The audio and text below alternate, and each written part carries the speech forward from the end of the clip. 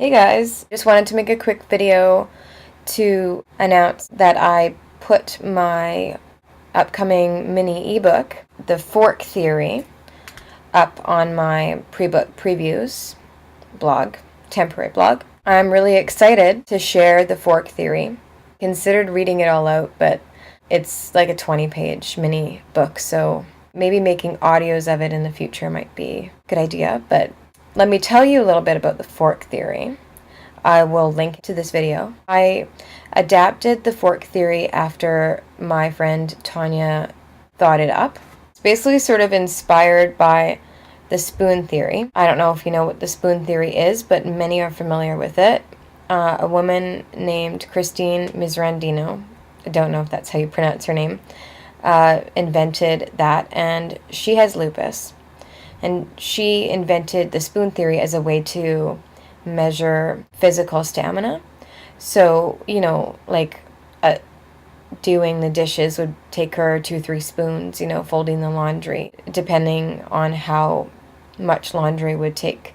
If it was a lot of laundry, it would take 4 or 5 spoons, or making a quick sandwich would only take a couple of spoons. So Tanya thought up forks for autistic people and people with similar neurological challenges. And she thought about measuring social stamina. And on top of that, the way that I adapted the theory, I completely dissected it.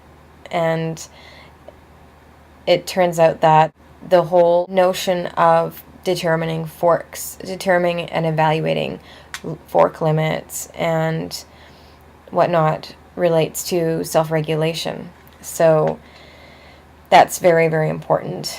It's all tied in. So I sort of described in the mini book my own scale of forks, and I used the examples of what I've been saying about how I'm sort of having to, because a lot of people contact me, I'm having to sort of set boundaries on how I'm able to connect and how I'm not able to, because I'm autistic, and I get a lot of super long messages, and I was answering them all before and I completely burnt out. There just needs to be a new system for that, so that I can get to everyone and not miss anybody, and keeping everybody in the solution, keeping it positive. And I explain it all in the book. And it's just such a good set of exercises to practice for self-regulation. I need to follow the thing.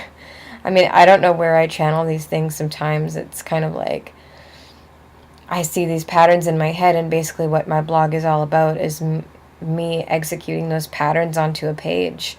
And I can't do that in speech in the same way. I'm just blah, blah, blah, blah, blah, and I speak to get sort of the feeling aspect of things across, the concept, the conceptual feeling part, but the actual theories and the sort of concrete logic, I blog to get that part.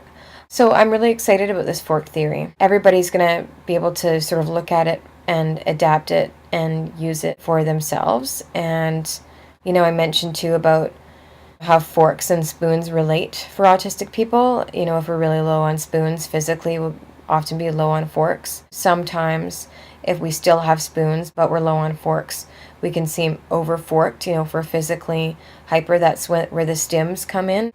Over-forked, quote unquote, but we still have sort of excess physical energy. We're in sort of physical overdrive. That's when the need to stim can come about, or the need to kind of download, talk at somebody that you trust and blah, blah, blah, download out, or script walk and that kind of thing. I call that over-forked, especially when it's to do with talking. Becoming overloaded from a conversation or a long appointment. I tend to walk home so that I can, I'm all over-forked at the end of it, so I want to walk home and script to myself, the conversation, what I said, what the other party said. And so for the autistic person, especially, the fork theory can get complicated, but it also does tie into our physical health, because a lot of us have issues with fibromyalgia and chronic fatigue and other similar sort of deregulated immune endocrine issues. So yeah, the fork theory is really important, because if we manage our forks, then we can self-regulate. We can prevent imbalance from happening, and we could manage our physical and mental health status that way, because it is a lot to do with regulation for autistic people. And because we're so sensitive and so sensory overfired, we can become easily just deregulated. So I think I'm really excited about this fork theory, because I think it could really help us, which is why I've decided that I definitely need to turn it into its own mini ebook, which I'm hoping to offer for free download.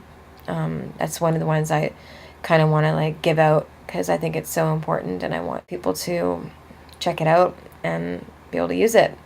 So yeah, I'm not gonna say more. I'll let the blog do the talking. I've got a lot of work to do yet. I'm busy finishing like a million aspects of the project. Enjoy the fork theory and please share it out. Hopefully it'll help.